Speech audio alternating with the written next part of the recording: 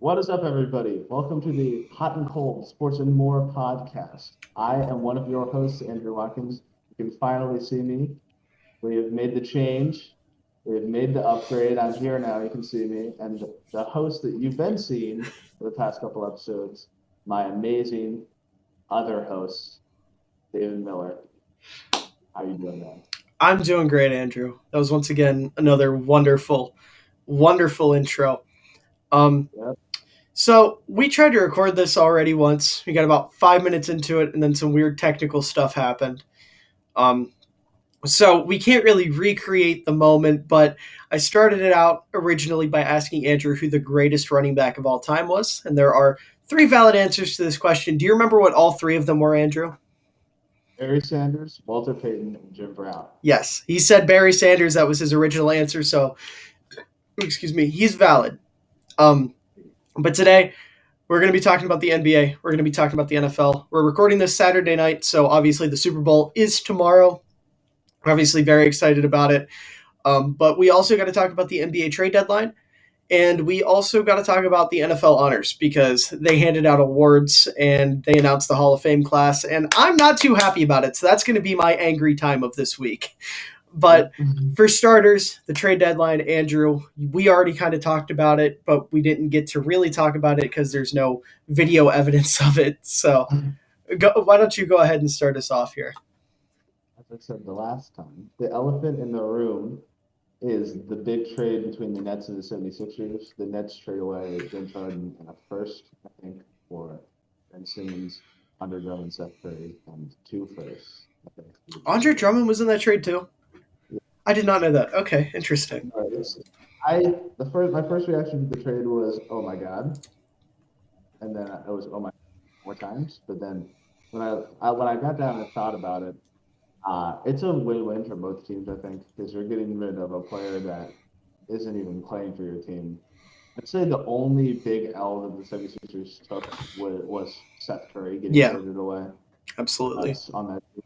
But I think James Harden is a big enough upgrade over both Seth Curry and Andre Drummond, where it was completely understandable that they took that trade. But now the Nets are a more deep team. They had an issue. It was basically just the 3 stars playing, but they wouldn't play at the same time. Right. Big issue. So then they trade away one of the stars to get more depth. That's a great move. And then you have the 76ers getting basically probably a missing piece that they need. Because now you have probably the best duo in the league with James Harden and Joel Embiid. I mean, I could be completely wrong because off the top of my head, they're probably the best. I think you're forgetting 2 wing players in Chicago, but close enough. I thought one of them was injured for the whole season. Patrick Williams and no. else. I was more talking about Zach and DeMar, but you know. Who? I'm just trying to talk about the trade deadline. I am not here for fucking bull slanders. I am not here for slander. No, we are not glancing over that. No, I'm a Bulls fan. My number 2 spot. Okay. Sounds like someone's a bandwagon to me. But anyways. Yeah, big move. I think it's great for both teams. Then you have this Pacers trade, which I think is boneheaded. No, listen. I have a theory with this trade. The Kings did the right thing. See, getting rid of Halliburton was smart because they're freeing up more shots for UNC legend Harrison Barnes. True. This is the start of the Harrison Barnes era with the Sacramento Kings. That's exactly what this is. You know, this had nothing to do with De'Aaron Fox. De'Aaron Fox, he's irrelevant in this. It's all about Harrison Barnes. It's all about freeing him up, letting him create, making sure he knows he's the guy. So now the Kings are never going to lose another basketball game again. Didn't they just win, or am I thinking of the the Pacers that just won out of this trade? I think the Pacers just beat the Cavs yesterday. But the Kings' finals appearance on the way because of Harrison Barnes. Yeah, absolutely. Kings in 4, unfortunately. What? Bold take. It's not a bold take. It won't be a bold take here in 4 months. 4 months into racing him. No, in all seriousness, though, why? So What is the? I guess the thought process is supposed to be like building around Fox, right? Like that. Yeah. That was the point here. Why? Why would you like? I love De'Aaron Fox, but why? Why would you not trade him over Halliburton? Because Halliburton, he's been such a stud. He's been so good this season, and it makes no sense. And I like Sabonis too. But that's not near enough to get back for Halliburton. I know they got something else too. I can't remember what it was, but it's mainly Sabonis. What was it? Hey, Jeremy Lamb and Justin Holiday. Well, What? yeah. It's bad.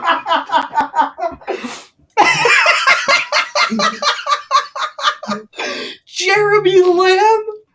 Bro, I forgot he was even in the league. Yeah, he's been in so many blockbuster trades. It's a Yeah. ridiculous. Listen, I keep saying it, and I will continue to say it. I'm a full-on casual when it comes to the NBA. Like, I'm a Bulls fan. I pay attention to the Bulls, but outside of that, it's just kind of like what I hear and see, right? So I didn't even know what the full trade was. Yeah, no, it's bad.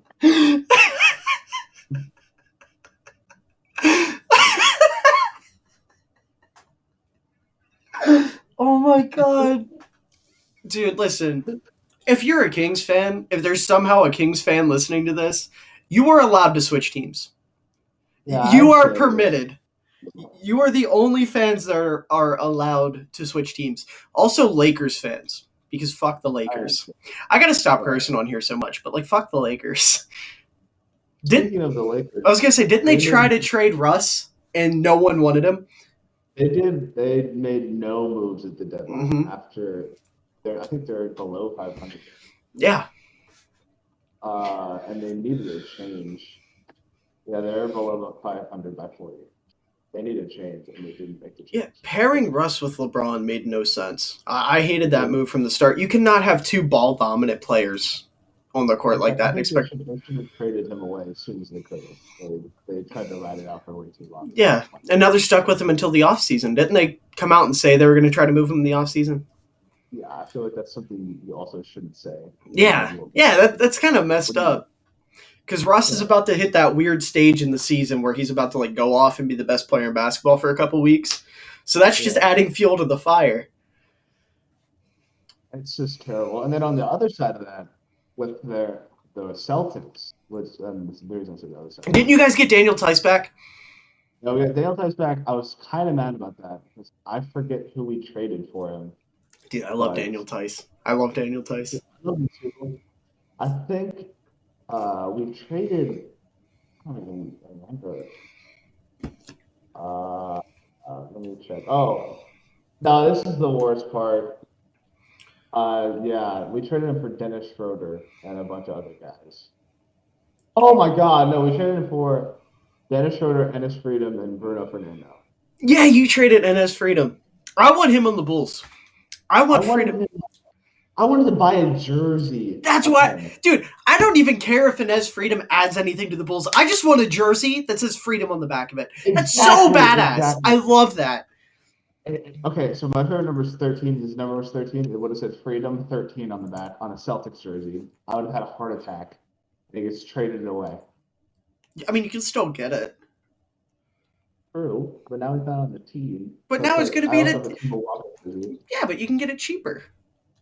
Plus, that's one of those. Yeah, see, that's one of those jerseys too, where like, that's one of my favorite things about role players, is if you have a guy like that and you get a jersey of him on a team and he switches teams, you can still wear it because that guy. It's not like he was a superstar that left. You know, it hurts a little bit more if it's like a Kawhi jersey and he leaves. But if it's a guy like Enes Freedom, then it's just like, yeah, he was cool. I liked him. I liked his name. Now he's just not on the team. Like, that's still valid. That would be like getting a Brian Scalabrine Bulls jersey or something like that. A Harrison Barnes Kings jersey, except that's a superstar. Yeah. If you guys weren't aware, I'm a North Carolina fan. If that wasn't blatantly obvious. Speaking of North Carolina, And centers, Tony Bradley sucks. Completely irrelevant to everything, and I'm so mad about it because I loved Tony in college, but the dude is so bad on the Bulls. He's the only big we have off the bench, and he's averaging like 3 rebounds a night. It's unacceptable. It is terrible. Like I was talking to somebody the other day about Inez Freedom and how I wanted the Bulls to sign him. He's like, you don't want him. He sucks. There's no way in hell you can tell me Inez Freedom is going to average less than 3 boards a night. Like, it might be a lateral move, but there's potential for something better there. And that's what the Bulls need. They need a backup big. It's so bad. Yeah, getting healthy is the number one thing, obviously, but they need a backup big as well. Also, I love the duality right here. You're drinking water, I have a milkshake. I just think that's funny. Like, you're doing the responsible thing, like, you know, your vocal cords and whatnot, and I'm over here drinking a fucking milkshake. But yeah, what other moves happened? I just knew the Harden thing, the Halliburton thing, and Daniel Tice. We traded away Bol and TJ Dozier before they could even play for the team because they're out for the season. We traded them for like a second round pick. Yeah, okay. I didn't see that because weren't you trying to free up money? Yeah, and then we also got Derek White. I don't even know who was in that trade. Ooh. Okay. I love Derek White. That's a solid trade. I like that. I do like that. He's so good. He scored 15 points in his debut, which is like, yes, exactly. Solid. And it seems like we have a vision for what we want to do. Right. We're going into this offseason with money. This is a pretty decent free agency class. Mm-hmm. We have one of the best defenses in the league because our starting lineup is Derek White, Marcus Smart, Jaylen Brown, Jason Tatum, Robert Williams. Holy cow! Yeah, That is probably the best defensive lineup in the entire. Oh yeah, absolutely. And I think we're on a 6 or 7 game win streak. Things are looking up. I was you were so sad in the first half of the season. And now they've turned it around. I think they're like 14 and like 6 in their last 20. Solid. Oh, CJ McCollum got traded, didn't he? He's a Pelican now. Yeah. That is nuts. Yeah. The Blazers are in a weird spot. Or not a weird spot, a good spot. I kind of like where they're at right now. I like where they're at too, but I feel like this is just another like grasp at hope, you know. Well, the way I look at it, right? Getting rid of CJ, the way they're set up, they freed up a bunch of money, didn't they? Wasn't that the big thing with getting rid of CJ? Was you're freeing up a bunch of money? So you're going into the free agency, and you just said it's a pretty good free agency class. People are going to want to come play with Dame, you know. If you can build a solid team around Dame. And, I mean, if you really want to go the extra mile, you can let him have a hand in it. You know, let him tell you who he wants to play with. And if that doesn't work out, if those guys decide not to come play for you, you're still, like, in a bad enough situation where you can trade Dame away and just go into a full rebuild.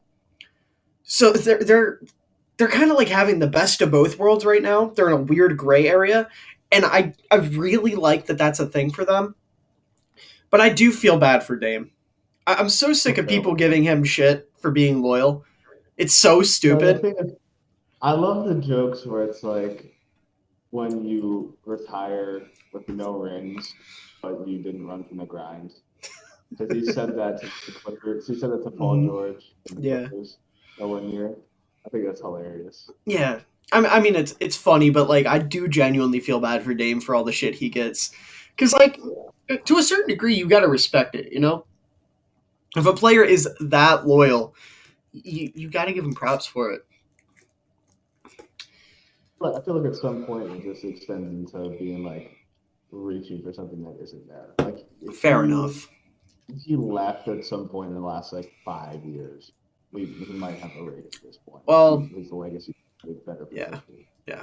Well, I'm sure this offseason, if he wants to come to a certain team in the Midwest, he'll be welcomed with open arms by another player who tried the whole loyalty thing and then kind of got screwed over. Yeah. Imagine that lineup. I don't know. That would be insane. We'd have to get rid of Patrick Williams, most likely, in that deal, and Kobe White, and like all of our draft picks forever. all these draft picks to like 2035. And probably Lonzo. Yeah. Actually, I don't I'd say know. I'd say I'd say you have to be willing to give him up because I mean, I'd be willing to give him up for Dame, absolutely. No question about it. It's Damian and he's fucking good. Lillard. Imagine a big three of Dame, Zach, and DeMar.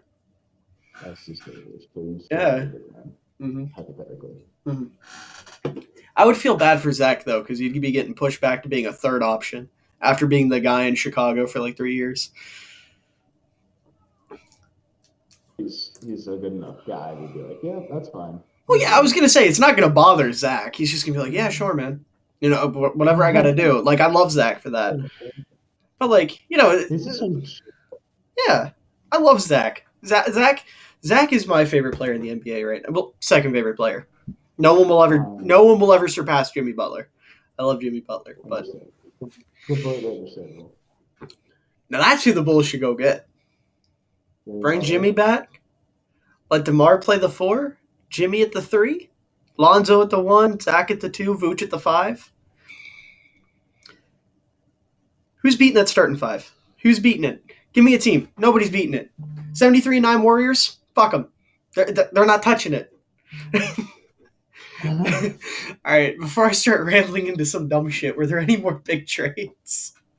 I don't think so. Let me check. The big deadline trades. Once it comes up. Oh. Yeah, I think that's it. Okay. We covered all the big ones. Are there any other ones you wanted to touch on? It's just a bunch of little trades went on, and there's always a bunch of little trades that Right. nobody can possibly cover because like people are saying like, there's like different stories. Right. It's just a bunch of teams traded for a bunch of like backup players that might help them. Right. Right. Well, if that's the case, then let's move on to the NFL honors, which occurred Thursday. I didn't have a problem with really any of the actual award winners. I would have given Brady Rogers, yeah. I would have given Brady the MVP over Rodgers personally. That's really the only one I saw that I had any issue with, and that's just because I thought Brady had a better year. Like statistically, he blew Rodgers out of the water. He had like 1,000 more passing yards, 6 more touchdowns, something like that. But Rodgers, like, half of his team was hurt, and he took him to the 1 seed. And, like, you know, I get it. It's not one I'm going to sit here and cry about, complain about, whatever. But other than that, I put out my predictions for the awards the day of, and I ended up getting all of them right because I thought it was a pretty obvious year. With Cooper Kupp getting Offensive Player of the Year, TJ Watt Defensive Player of the Year, Micah Parsons Defensive Rookie.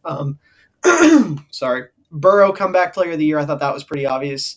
And then Jamar Chase Offensive Rookie of the Year. Like I thought those 5 were like easily set in stone, point blank, period, no doubt about it. The only issue I did have with the voting though is for the Comeback Player of the Year, Nick Bosa didn't get a single vote. And I don't know how much you know about Nick Bosa this year, but he tore his ACL last year, completely tore it. He came back this year and had 16 and a half sacks, I think, which is 3rd in the NFL. Was like the best player on defense for the 49ers all year. Didn't get a single vote for Comeback Player of the Year. Robert Quinn also didn't get a vote for Comeback Player of the Year. He's to a lesser extent, but he played hurt all last season. He messed up his foot and he had 1 sack. And then he came back this year and had 18 sacks, fully healthy. So I feel like he should have at least, gotten a nod, but it is what it is. But my problem lies in the Pro Football Hall of Fame class of 2022. So we have our modern era inductees. Apologies. Tony Baselli, first Jacksonville Jaguar ever inducted. No problems there. Love Tony Baselli. Absolutely deserved it. Leroy Butler also deserved it. Sam Mills. This is a guy that's just kind of like, there's an argument against him, but I'm not going to be the one to make it because most of Sam Mills' like credibility and reputation comes from the fact that he was really good and then he died. And it was one of those things where like, I don't think he gets in the Hall of Fame if he didn't pass. unfortunately. Like, that's really shitty to say, but it's definitely something I believe. And then you have Richard Seymour, who absolutely did not deserve to get in the Hall of Fame. I saw a tweet from somebody, I can't remember who it was, but they compared his career numbers to defensive tackle Steve McMichael, who was a starter on the 1985 Bears defense. And this guy is like, Steve McMichael is by no means a Hall of Famer. He is not even close to one, right? And Steve McMichael blew him out of the water in every statistical category that matters for a defensive lineman. And Seymour beats him because he has a couple more rings and a couple more like career accomplishments. Like, he was an All-Pro a couple times, but he's not a Hall of Fame type player. And then Bryant Young, he was definitely a Hall of Famer. And then you get into your senior inductees, and it's hard to argue with any of these guys. Cliff Branch, absolutely. Dick Vermeil for the head coach, absolutely. And then they put a goddamn ref into the Hall of Fame. Art McNally, who is the father of modern officiating, which I find hilarious because modern officiating is garbage. Terrible. But he's, I mean, I guess, he had an impact on the game. So I'm not gonna argue that a ref shouldn't be in the Hall of Fame. But my problem lies, I'll get to the big one in a minute. But you look at the guys that were up for the Hall of Fame this year: Reggie Wayne, Torrey Holt, Jared Allen, DeMarcus Ware. These are all guys that should have been in. Like, Bryant Young and all them, they're Hall of Famers. Just not this year. Just not this year. You cannot tell me that DeMarcus Ware and Torrey Holt and Reggie Wayne and then my boy Devin Hester should not have been Hall of Famers this year. Devin Hester, okay. Here's where the anger comes in. Here's the rant. Here's the hot of the Hot and Cold podcast. Devin Hester is a first ballot Hall of Famer, and the fact that he wasn't is criminal, okay? He's the single greatest player in his position. Kick returner, punt returner, whatever, return man is a position, and you cannot tell me otherwise. Devin Hester was not a wide receiver. He was not a defensive back. He played those positions, but he was a return man. First and foremost, that was his position. That was what he did. And he's the greatest to ever do it. Yet he's not getting the recognition for it. The amount of people that I've seen shit on Devin Hester over the past couple of days is ridiculous. There is a punter in the Pro Football Hall of Fame, and you're going to tell me that the greatest return man of all time can't do it. And the argument I keep seeing against Hester that really bothers me, this is what really bothers me. The argument is that the reason Hester is the greatest of all time is because your elite receivers, your elite ball carriers don't return kicks and punts. So what they're saying is that Hester shouldn't be in the Hall of Fame because hypothetically, guys could be better. You cannot keep a man out. You cannot discredit his accomplishments based off of hypotheticals. The example I like to turn to, Len Bias. Everyone thought Len Bias was going to be better than Michael Jordan. Michael Jordan's the greatest of all time. We don't put an asterisk next to that because Len Bias passed away, because Len Bias didn't get to play. Nobody's saying Mike is the greatest of all time, but Len Bias deserves more recognition because he would have been better. No, that's a hypothetical. You cannot base it off a hypothetical. You cannot discredit somebody based off a hypothetical. That is ridiculous. Yeah. So, sure, maybe if you put Tyreek Hill at punt returner, he's better because he's faster. But we don't know. We don't know. Tyreek Hill does not have 14 punt return touchdowns. Tyreek Hill does not have 5 kick return touchdowns and a missed field goal return for a touchdown. He does not have 20 career return touchdowns, being the most all time. He doesn't. So we'll never know. And it just pisses me off. And return man is a position. Anyone who says it isn't is wrong. If you look at Pro Football Reference, which is the best place to look for any sort of football anything. If you need to know anything about a player, go to Football Reference or Pro Football Reference. They have Devin Hester listed as a punt returner / wide receiver. Not wide receiver / punt returner, not wide receiver. Punt returner comes first because that's what Devin was. He's the single greatest player to ever play his position, and him to not be a first ballot Hall of Famer is criminal.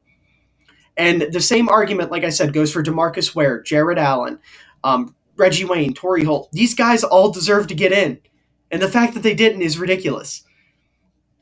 And that's my rant for today. I don't really understand that either. Because even not even as serious as that, punt returner and kick returner is a position in Madden. It's a position in Pro Football Focus and or Pro Football Reference for me. I'm looking at it now. But I don't like I don't really understand it because he deserves it for the position that he did that he was utilized in. Mm-hmm. Like he was utilized as a return man, Mm-hmm. and that is where all of his most amazing stats. He's the best of his position here, and I didn't even know the punter is in the Yeah, there's a Hall of punter in the Hall of Fame. Fame, Ray Guy. He played for the Raiders. He's in the Hall of Fame. So basically, what the voting committee is telling you is the punter is more valuable than the guy who has scored. Yeah. I saw, just to give you more of an idea of how great Hester was, I saw a graphic today, and it was most return touchdowns in the NFL through Hester's career, right? And this wasn't by player, this was by team, like team return touchdowns. Number one was the Chicago Bears with 31. Number two was Devin Hester with 20. And then number three was the next highest team with 18. Devin Hester had more punt returns or just returns in general throughout his career than every team in the NFL other than the team he played for. That is insanity. That's really nuts. That is insanity. And it's the punt returner. That's what I'm going to say because that's what he was better at was punt returner. Teams would game plan against him. There are no other return men that are getting planned against. That's just how good Hester was. And the dude, he completely revolutionized the position. He made special teams matter. He made special teams fun again. And for the NFL to disgrace him by not putting him in first ballot just shows that they don't care about special teams. And that's a third of football. I don't care what anyone says. It's just as important as offense and defense. That is a third of the game. We watched the Green Bay Packers this year, who had the worst special teams in football, yet they had one of if not the best offense and a top 10 defense. They were knocked out in the divisional round because of how poorly their special teams played. They were beaten on special teams by a team that was not as good as them. If that doesn't tell you the importance of special teams, I don't know what will. And when it comes to special teams, apart from maybe a few kickers, there is not a single player that is more important than Devin Hester. So to keep him out of the Hall of Fame is goddamn criminal. However, I'm not going to lie. Devin Hester, class of 23, does kind of have a better ring to it because he wore the number 23 for the relevant part of his career. So I'll excuse it on that. But in all seriousness, it's bullshit. Point blank period, it is bullshit. What is the Hall of Fame for if not for people that changed the game because of how it is? The NFL literally rewrote the rules for Devin Hester on returns.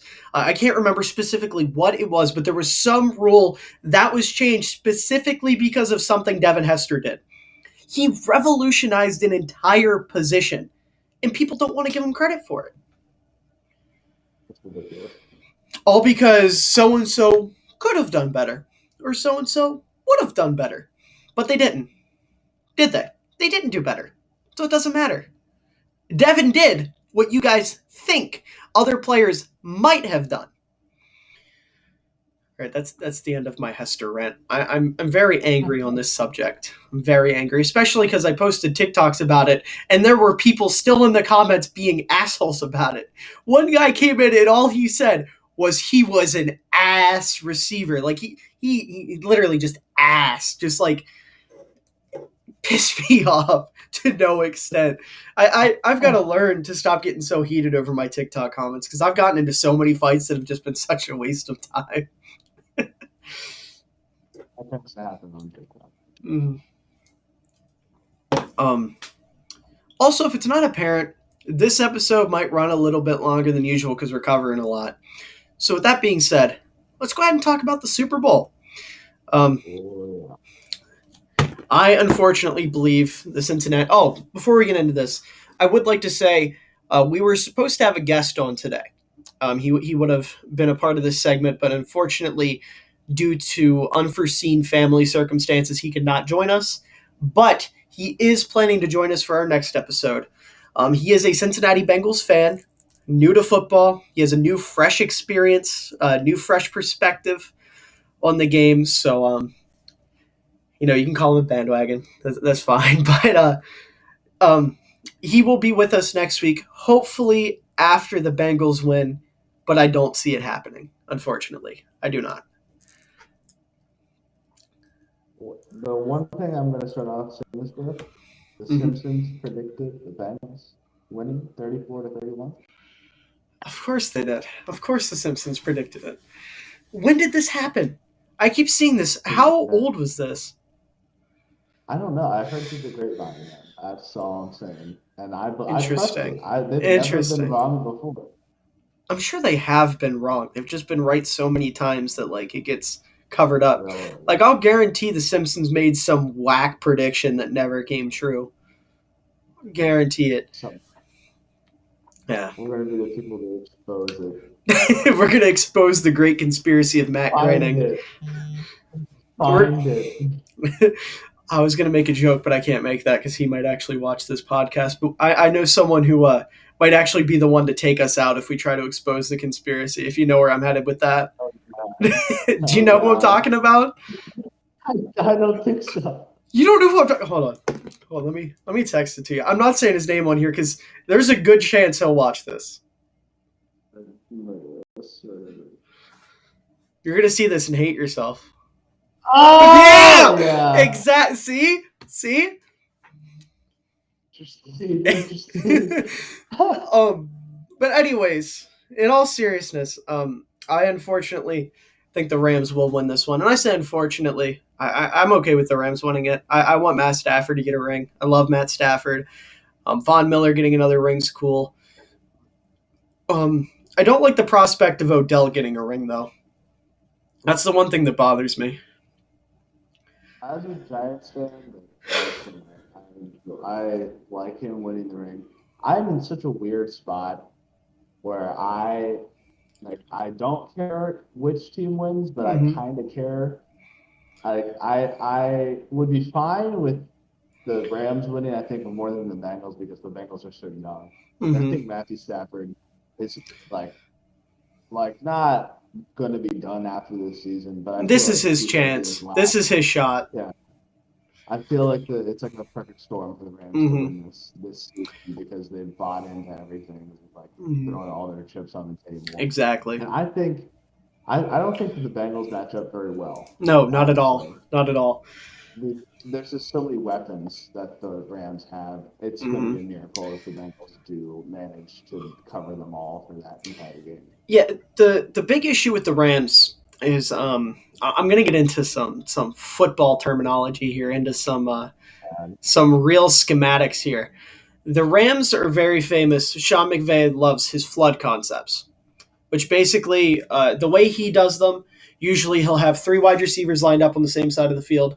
One guy's going to be your flat. One guy's going to come up and kind of be like a middle route, which will usually be like some sort of corner. And then you have a guy going deep, right? And the Bengals are very, very bad at guarding these.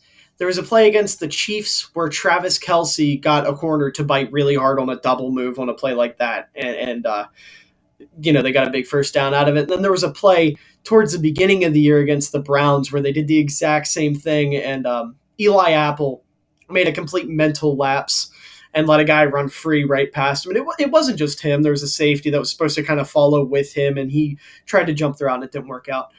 But Sean McVay is a genius when it comes to running these flood concepts, and it's a very, very basic football concept. Every team in the NFL utilizes these flood concepts, and they're also called sail concepts, or at least the type that he uses where they're all lined up on the one side. Because there's other ways you can do it. You can have a guy in the middle route kind of come over from the other side of the field on a cross. But anyways, McVay is also very famous for having an extra receiver on the other side of the offensive line come up and run a dig, which is just come up and in. And when you do that, that middle of the field is always going to be wide open. And apart from whatever corner might be coming with them. So the the flood concept or the sail concept that the Rams run is extremely hard to defend. And it's like the basis of their offense. It's their number one thing they run. And with the Bengals being so, bad at covering it, bad at defending it, as I mentioned, we've seen earlier on in the year, that's something that I feel like a lot of people aren't looking at, because everyone, schematically, they're looking at, the Bengals' offensive line sucks, and the Rams have this great pass rush, and they don't even have to send, the whole house. They can send like 3 or 4 guys and get home. But that's something that I feel like not a lot of people are talking about. Brett Coleman made a video on it. If you guys don't know who Brett Coleman is, please do yourself a favor and look him up. He knows so much more about football than I do. He is like my dad. I look up to him so much. He is my favorite football analyst out there, and he's like a YouTube guy. But he made a video talking about it. He goes way more in depth than I just did. So if you're really interested in that, please go check that out. But it is something that's really going to tear that Bengals defense apart, and they're going to have to find a way to figure that out. And then a big weakness the Rams have is they run a lot of 5-man rushes where they leave one linebacker in the middle. And the Bengals like to attack that intermediate a lot. So look for guys this week like T. Higgins to really, really play well, because they're going to be attacking him over the middle a lot if they're smart. And, like I said, the matchup heavily favors the Rams, but there are ways for the Bengals to exploit it. There are ways for the Bengals to win this. Because, Jalen Ramsey's already running his mouth talking about, I'm going to lock up Jamar Chase. I'm going to be on Jamar Chase all game. Well, if that's the case, the Bengals have 3 other really talented wide receivers. And the Rams, while they have solid corners, if Jalen Ramsey's guarding one guy the entire game, you can take advantage of those other mismatches. You can really, really take advantage of that. And even then, Jalen Ramsey, while he's really good, he isn't the fastest guy in the world. Jamar Chase is going to beat him deep once or twice, and Joe Burrow has the ability to hit that and take advantage of that. This game favors the Rams, but the Bengals absolutely have a dog in this fight. They absolutely have ways to win this game. A lot of stuff just has to go right for them, unfortunately, and that's a lot harder said than done. And I'm going to be honest, Stafford probably wants this game more than anyone that's going to be on that field. Like you said, this is pretty much his last opportunity, unless the Rams find a way to run it back next year. And I love Stafford. Like I said, I want Stafford to win this ring to help with his legacy, to help with his Hall of Fame case. And he wants it just as much as anyone else. He was stuck on the goddamn Lions for, 11, 12 years, something like that. He was drafted in 2009, so it would have been about 12 years. And his first year outside of Detroit, he's in the Super Bowl. That's insane. He is going to be fighting hard for this game. It's such an interesting matchup. It really is. And when it boils down to it, it's such an interesting matchup.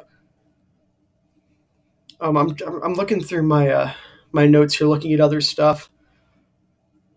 I guess it's worth mentioning, because we didn't really get to talk about the championship games. The Bengals completed the largest comeback in AFC championship history, or conference championship history, against the Chiefs. So shout out to them. They deserve to be here. They're fighting their asses off. Yeah, it's going to be an interesting game of football. It really is. It's going to be a lot more interesting than I think some people are giving it credit for.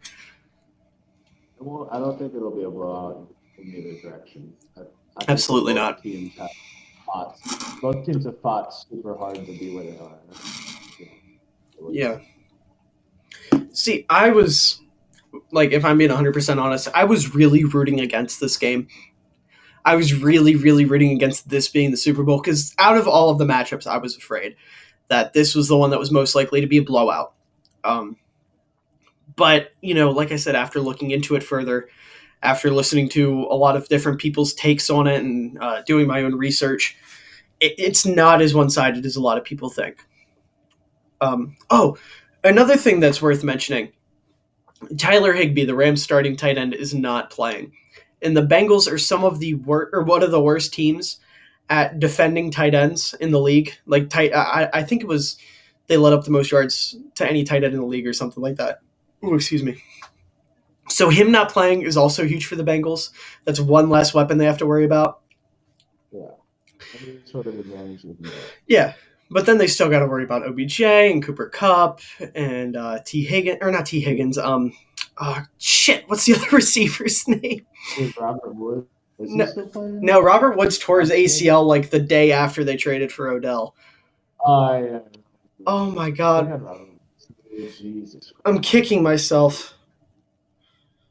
I'm so impressed by this dude too. I just can't remember. Van Jefferson. That's his name. Van Jefferson, that's the guy. He's a stud. You know, the Rams are not short of weapons. But this game really is just going to come down to which quarterback wants to outplay the other one. I think there's definitely a world where this game ends up being a shootout. I don't think it's super likely, but I can see it. You know, if the Bengals really attack that middle of the field, like I said, and the Rams are able to just abuse the hell out of that backside dig that Odell's going to be on most of the game, then they have a really good chance of doing things. And the thing is too with the Rams, I talked about that, or the backside dig. They have found ways this season to change that and manipulate that depending on what the other team's safety is giving them.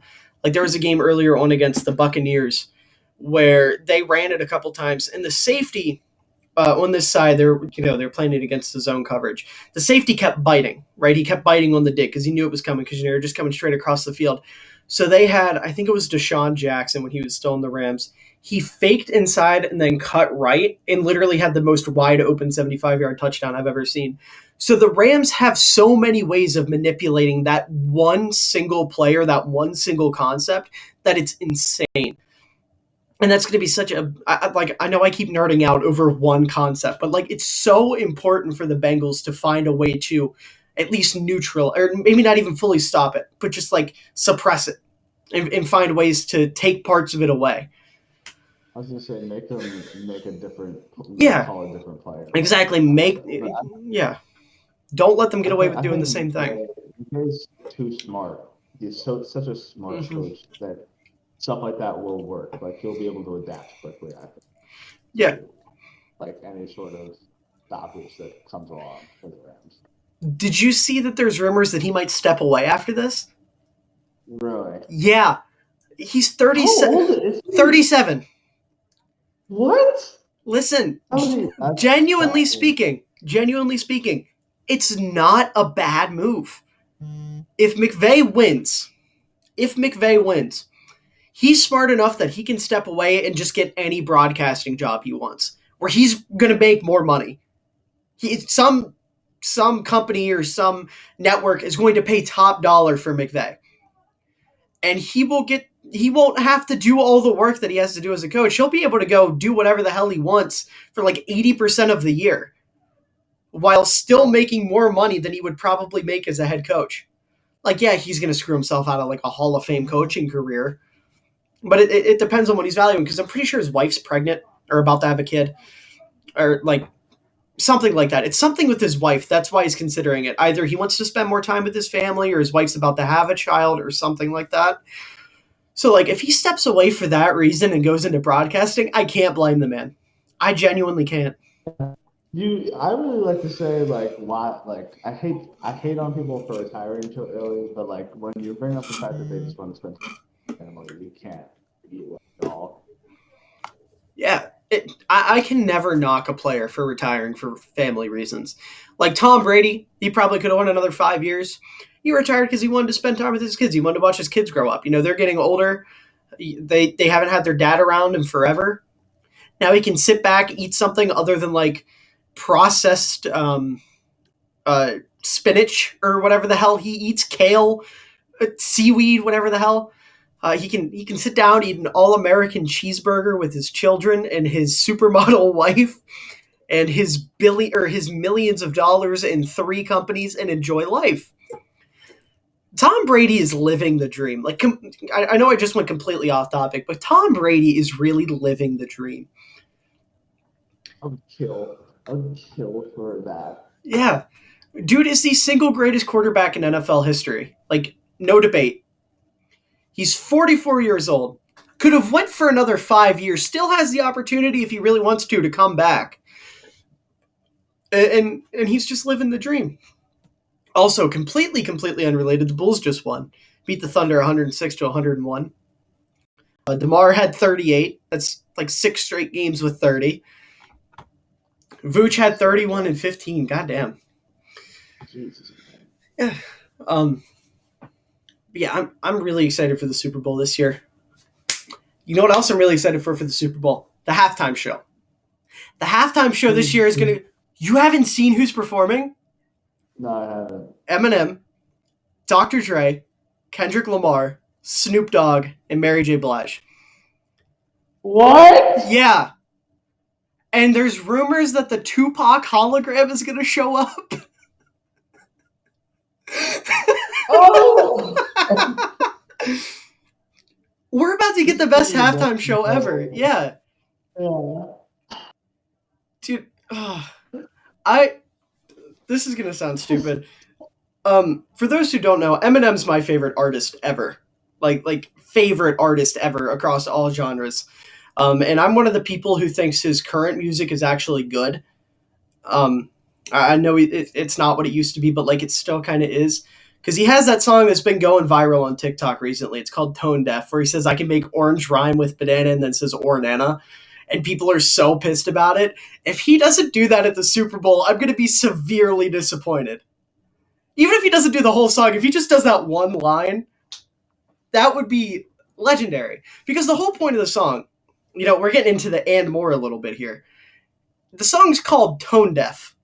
So clearly, he's making a joke out of it. And the whole song, he says something about, I don't give a F about what you say or something like that, and then follows it up with, I'm tone deaf. And then it just says the dumbest shit possible throughout the whole song. And people took it seriously and thought it was like, oh, this is corny, this is bad. People just read too much into his music, and I love it. Mm-hmm. But, yeah, Eminem, Dr. Dre, Kendrick Lamar, Snoop Dogg, and Mary J. Blige. That is insane. Yeah. So I didn't even know. How did you not know about it? They've been advertising it for months. I guess I haven't seen the advertising. So. Fair enough. There was also, speaking of Snoop Dogg performing, there was a prop bet that a lot of betting sites they had to take down. That was like people were betting on whether or not Snoop Dogg would get high at halftime. And it started out at plus 180, then dropped to plus 120, and then they just took it off all the sites because it was literally free money. Because we all know damn well Snoop Dogg is going to be baked throughout his halftime performance. They're going to bring him up out of an elevator, and a cloud of smoke is just going to fill the air. And then we're going to halfway through the second half, you're just going to see a player with red eyes just kind of loafing around the field, and Snoop's going to get people with a contact high. It wouldn't surprise me. We're going to get Jalen Ramsey and Jamar Chase just chilling instead of actually playing. They're just going to sit on the sideline and laugh. Just stop mid-route. But yeah, main point here, the Super Bowl is going to be fun this year. I'm very excited for what's to come. It's always a great festivity for sure. I think it's my favorite sports game of the year. No matter what. Mm-hmm. I think it's easily my favorite sports game of the year. Yeah. I posted a TikTok a couple of days ago, maybe it was about a week ago now, where some guy said that the NBA, or not the NBA, sorry, the MLB could potentially end their lockout tomorrow. And they were like, oh, it could overtake Super Bowl Sunday. And I was like, you're out of your goddamn mind if you think it's going to overtake the biggest sporting event in the world. Now, I messed up my wording because I know the World Cup's bigger. But the comments, a lot of people agreed with me, and then there's a couple stragglers that were like, actually, the World Cup's bigger. So I've been messing with those people.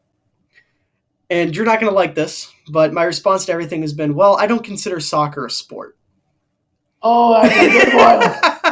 That's a great one. Oh my God. So I've been fighting with people in my comments, and like I said, I have this habit of fighting with people legitimately. So I'm starting to just kind of mess with people. Like if someone comments something stupid, it's a lot of like, I'm going to need you to log off for me and things like that. Yeah. So fighting with these people talking about soccer is so much fun because I don't like soccer. I can't sit down and watch it, and I'm too fat to play it. So yeah, I know you play soccer. I know you like soccer. That's one of the only times I've ever enjoyed watching soccer is when I went to a couple of your games this past year. But I don't like the sport. Like no offense to anyone that plays it, it's just not for me. But it's so much fun to piss people off with it. It's so much fun. It's probably the easiest audience to make mad about the sport Because it's so broad. Anything, you say literally anything. Like you could say like you probably won't understand what I'm saying. Manchester United is terrible. Literally legions of people will come swarming. Yeah, because there's so many people. Yeah, well, the USA has the best soccer. We have the best soccer teams, men's and women's. I think our women's team is actually the best. I could be wrong, but our men's literally insane. The Chicago Fire would beat any single world team out there. Manchester United sweeps them. Fucking Chicago Fire in 4, easy. That's why they don't let the Chicago Fire play in the World Cup because it wouldn't be fair. They'd win every year. They don't want a city in America winning it. They want the big cities. See, soccer's rigged. It's not a real sport. It's rigged for money. It's like the WWE. Yeah. But big soccer won't tell you about that one. They won't tell you about that one. See, I have the insider information, unfortunately, and I hate to break it to you, but soccer's fake. So if you watch soccer, you're stupid. No, cut it off, seriously. I'm gonna have people show up to my house. Gonna have like 2 6'5" Brazilian men in suits show up to my house to beat me to death with a crowbar. If this reaches Europe, they're probably dude, if our podcast reaches Europe, then I just deserve it, honestly. Like, I deserve it. I'll have legions of various Europeans coming to my house with weapons. and pitchforks. That's what's going to start World War III. World War III is not going to be started by Russia invading the Ukraine. It's going to be by me saying that soccer isn't real. Yes, I agree with that. Mm-hmm. Once this gets out, the stuff in Ukraine will calm down and see when I pick up. Yeah, if YouTube even lets this one get posted, honestly, I might have to post this on a different website. Wink, wink. Censor. A certain orange and black website, perhaps. Well, I should probably start shipping. That's another thing. Speaking of rigging games, I want to make it clear, completely unrelated to anything we've been talking about, I guess kind of, but we've been talking about the Super Bowl, and this is usually where it comes up the most. Rigging games in the NFL is not possible. It is not physically possible. I understand a lot of people, they joke about the whole NFL script writers are going crazy this year, and that's funny. I think that stuff's funny. But there are people legitimately that think the NFL is rigged, and the reason I know this is because me and my father have been fighting with my grandfather about this for years. He says football hasn't been real since Johnny Unitas played back in the 1950s and 60s. Or I'm sorry, the 60s and the 70s. But the reason you cannot rig a football game, right, is because you would have to involve so many people in the process of rigging a game that someone would eventually rat the NFL out. Someone would eventually come forward. Like if you have, a star player that falls off and needs money, they're going to go straight to the media with that story. They can make millions. If you have some guy that just think of a random player, say Odell Beckham Jr. loses all of his money here in a couple of years. If they rig this game tomorrow night, he's going to go to the media, sell this story for millions, and be set for life. Never have to worry about it again. And that goes with players, goes with officials, coaches, anybody who wants to rat the NFL out for that could, because you have to have so many people involved in rigging a game like that. And especially in a multi-billion-dollar league of this magnitude, We would have found out about it by now. This league's been around for 100 years. We would have found out about it by now. The truth. What is it?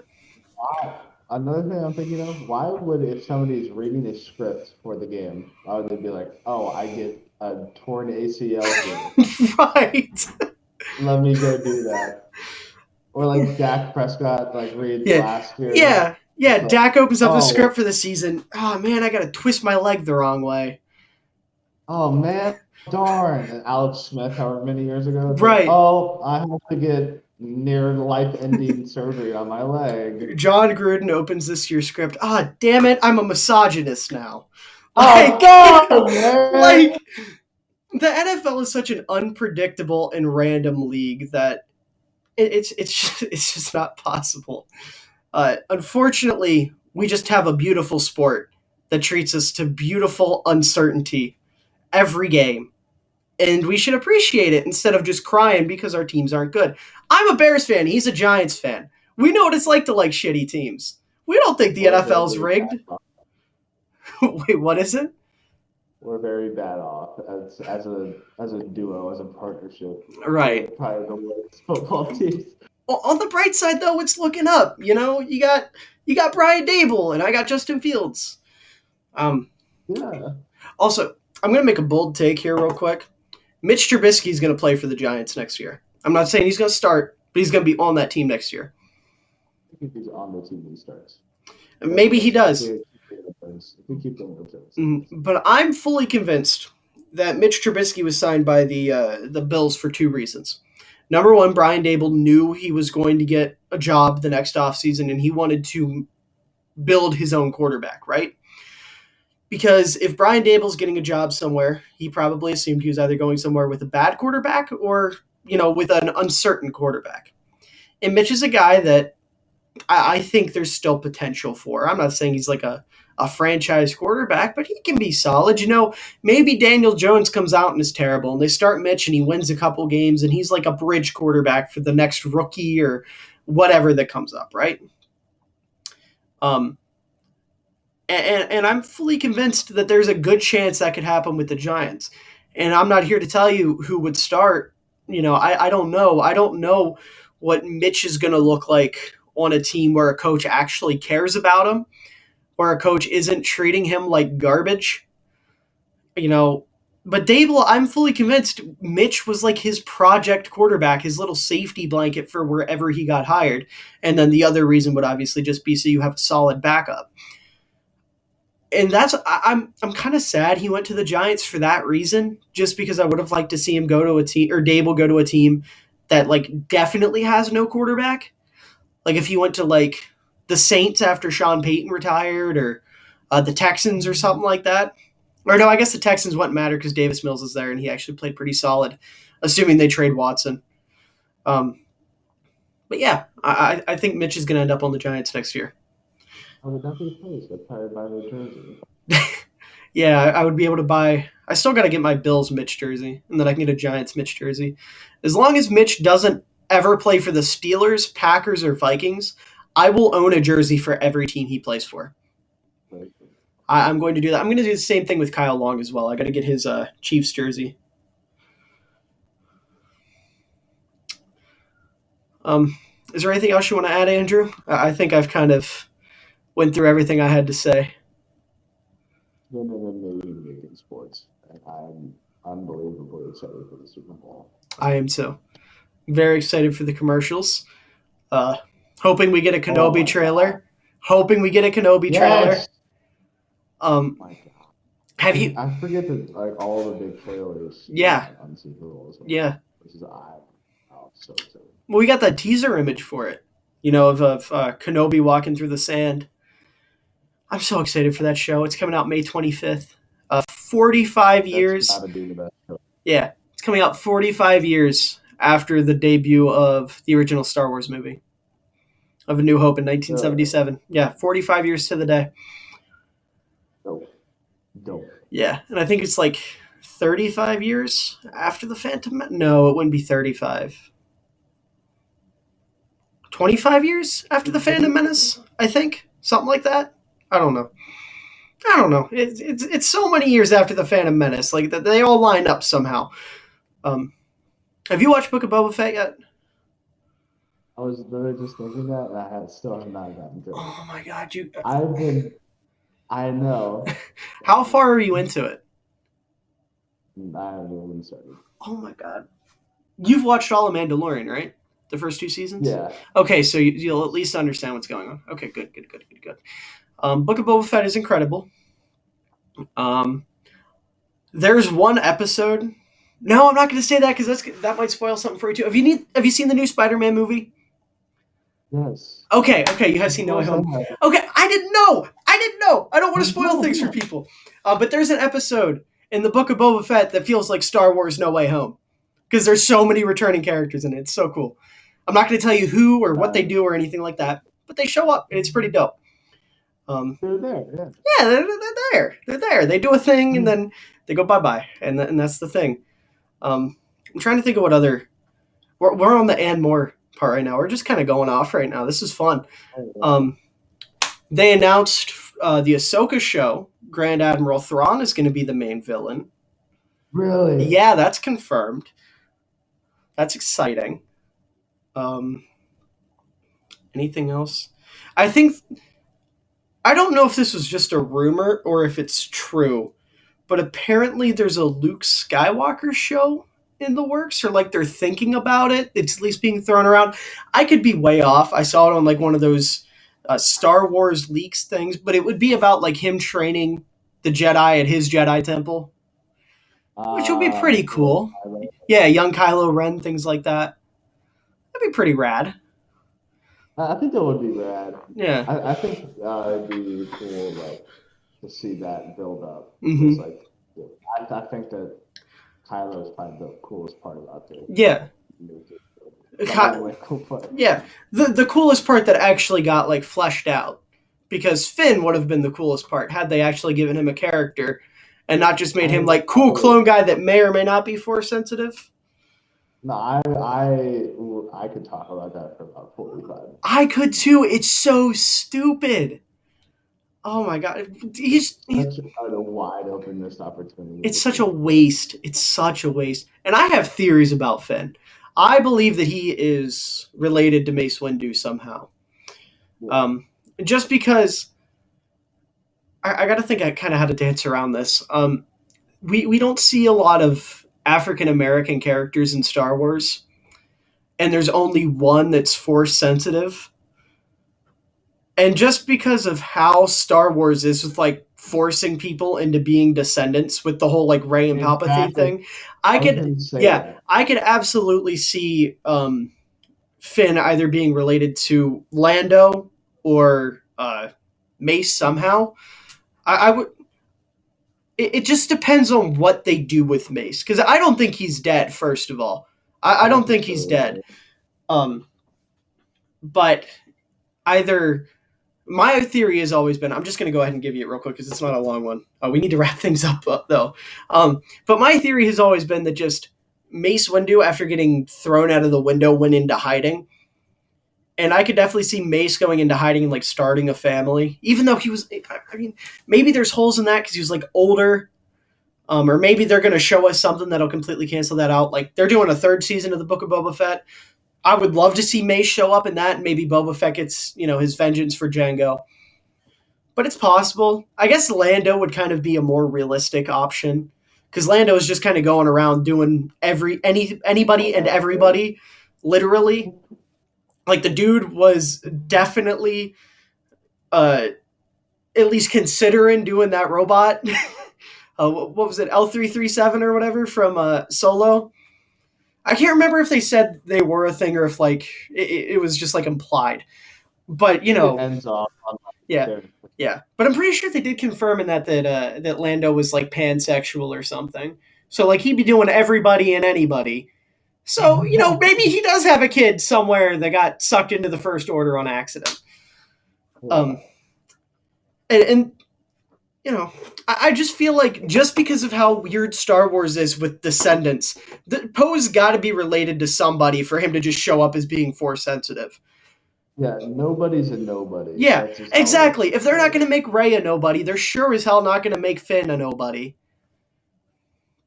The only nobody is Poe, who, by the way, screw Disney for not letting Poe and Finn be together. That's so stupid. Honestly, It's just because of China. honestly. It's just because of China and the censorship over there. Like that's literally what it was. J.J. Abrams wanted them to be a thing. And then they're like, well, our whatever they're called, they're people over in China that like regulate their censorship for what can and can be shown over there. They're like, yeah, that's not going to fly. So they canceled it out. But they were being set up. There's not a lot of representation in Star Wars. There should be more. They had like that one little scene in one of the sequel movies where like the pilot jumps out and kisses her wife or her girlfriend or whatever, and like that actually got cut out in China in the censored version. See that's like the only LGBT, and then I guess Lando, if I'm right about him being pansexual, that's like their only representation. Like Finn and Poe would be a damn power couple, honestly. Yeah, but instead they made it so that Finn is just sitting there and he yells Ray in every movie. Yeah. His entire multiple times. They might as well have just taken away his name and just made him Black Guy That Yells. That's his character. That's literally his character, Black Guy That Yells. Unfortunately, and then says that something's wrong when it's like pretty obvious. That something's wrong. Yeah. All right. I don't want to get too much into this because this is actually a decent topic for another episode when we need something. We've really been struggling to feed into that and more part of the podcast, but sports are just sporting right now. They're doing the thing, and we got to keep up with that. But overall, I'm excited for the Super Bowl tomorrow. Hopefully I get this up tonight. It's 10:50 right now. Hopefully I'm able to get this uploaded tonight. If not, I'll have it up in the morning. It'll definitely be up before the Super Bowl. We will have an episode about after the Super Bowl. I want to try to do it before when we post our normal episode, maybe do a little special thing. But if not, then it'll just be at the end of next week. I know our schedule's been very inconsistent to start out. We're busy. I've said it before. I'm a freshman in college. He's got like 6 different things going on. So yeah, it's hard to schedule, but we're managing. So with that, I hope you all have a wonderful day. And we will see you next time, and you will actually see Andrew again.